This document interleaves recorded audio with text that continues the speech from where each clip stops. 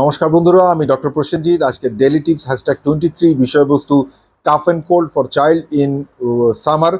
তো গরমে বাচ্চাদের কাফ অ্যান্ড কোল্ড হলে পরে one of the fantastic medicine American কোম্পানির একটা লিকুইড ড্রপস আমরা দিতে পারি, সেটা হচ্ছে Tulsi Basak. One of the fantastic, আমি আমার প্রচুর চাইল্ড পেশেন্টদের দিয়ে থাকি।